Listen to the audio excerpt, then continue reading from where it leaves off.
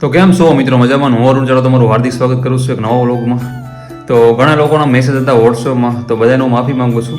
કેમ કે આપણે ફ્રેન્ડો એટલા થઈ ગયા છે ને, તો બધાના આન્સર હું નથી દઈ શકતો. કેમ કે સમથિંગ 2000 ફ્રેન્ડ થઈ ગયા આપણે વોટ્સએપમાં.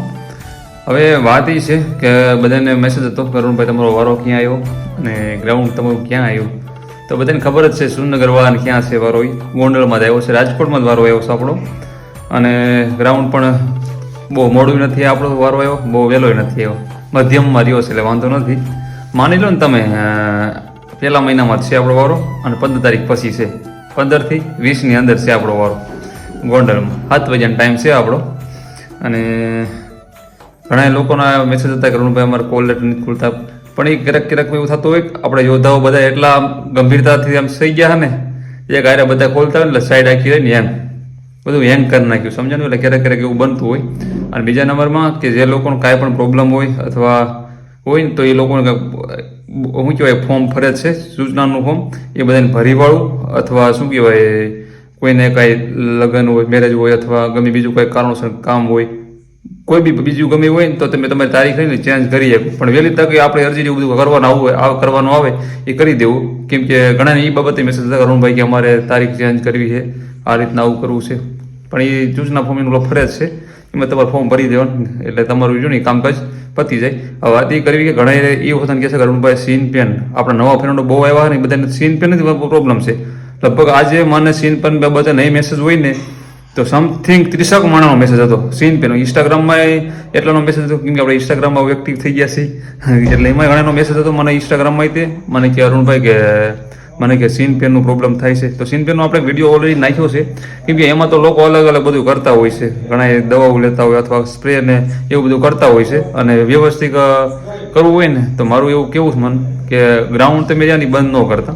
એનું મેઇન કારણ એવું છે, ગ્રાઉન્ડ બંધ કરવાનું તમને ના હું કામ પાડું, તો એ પ્રોબ્લેમથી પાછું દોડશે તો પાછું થવાનું છે સીન પેન. એટલે સીન પેન વસ્તુ એવી છે કે તમારે વ્યવસ્થિત કાયમ તમે દોડે એમને કન્ટિન્યુ રાખો, દોડતો એનો રાખવાની જ છે કન્ટિન્યુ. અને પ્લસ ગરમ પાણી હોય ને એનાથી પગ તેમ ધોવો ને એવું બધું કરું, દેશી ઇલાજની વાત કરું, તો તમારે થોડું વધારે પડતું બેનિફિટ રહેશે. માલિશ કરાવો, માલિશ તમે પગની કરશો ને તો બહુ જ બેનિફિટ રહેશે. એને કહેવાનું બે પગને તમારે બેને અઢી જ કાપવાનું હોય, જાજુ કાપવાનું નથી.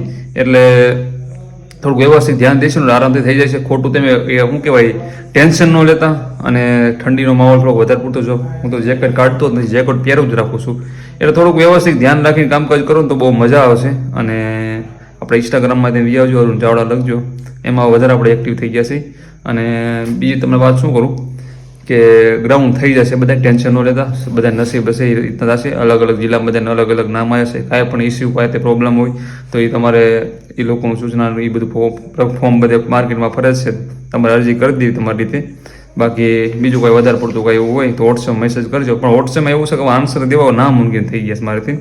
એ બધા વિચાર કરો 2000 ફ્રેન્ડ છે, ખાલી તમે સામાન્ય વિચાર કરો કાયમનો 500-600 મેસેજ કરો તો કેમ ના રિપ્લાય દેવો? હું પણ તમારી જે તૈયારી કરું છું, એટલે થોડીક વસ્તુ સમજવી પડે. બહુ એ અઘરી બાબત હોય ને તો મને કહો વાંધો નહીં. અને હું કાંઈ એવો મોટો કાંઈ સાહેબ સૌ નહીં, સમજાણું? હું તમારે જેવો વિદ્યાર્થી સ્ટુડન્ટ જ છું. અને મેન વસ્તુ એ છે કે ઘણાને આપણે જે હેલ્પ કરીને, આજે જ એક મેસેજ મને નહોતો, મેં ઇન્સ્ટાગ્રામમાં નાખી હતી રીલ. આપણા કારણે થઈ એક ફ્રેન્ડ હતા જે જોબ કરતા હતા, અને એને ગ્રાઉન્ડ 5 કિલોમીટર પૂરું કરતા થઈ ગયા, અને સીન પેનનો દુખાવો પણ દૂર થઈ ગયો. એ મેં એક દેશી ઇલાજ કીધો હતો ને, એમને કર્યો હતો. દેશી ઇલાજ મતલબ આપણે કીધું ને પગ ગરમ પાણીએ ધોવાના, અને પ્લસ કે માલિશ કરાવવાનું. જે તેલ તો ઘણા સરસવનું તેલ અથવા ઓલું નવરત્ન આવે છે ને, એ પણ બહુ સારું. અને વ્યવસ્થિત માલિશ કરવાનું, વ્યવસ્થિત દોડ કરો, એટલે કાંઈ વાંધો નહીં આવે, આરામથી થઈ જશે. કોન્સ્ટેબલ વાળા હજી શાંતિ છે, હજી મહિનો છે કોન્સ્ટેબલ વાળા. 48 દિવસ ગ્રાઉન્ડ હાલવાનું છે, કાયમ 22,000 દોડાવશે, 48 દિવસ ચાલશે. એટલે શાંતિ રાખવાની છે, કાંઈ ઉપાધિ નથી કરવાની. વ્યવસ્થિત આપણે જે મહેનત કરી હોય એ પ્રમાણે મહેનત ચાલુ રાખવાની છે. અને એક્ઝામ આપણું મારું વ્યક્તિગત એવું કેવું છે કે 1 માર્ચ 1 માર્ચે આ લોકો ગ્રાઉન્ડ પૂરું થશે, તો 2-5 દિવસ બધું એ ડોક્યુમેન્ટ હોય છે, કાગળિયા બધા કેટલા પાસ થયા કેટલા નહીં એ બધું જાહેર કરે. અને પ્લસ કે ઠેઠ મને એપ્રિલની લાગે છે ગણતરી, કે ગઈ વખતે એપ્રિલમાં આવ્યું હતું અને આ વખતે લગભગ 100% એપ્રિલમાં આવશે એવું મને વ્યક્તિગત લાગે છે. પછી આ લોકો જે કરે. જય હિન્દ.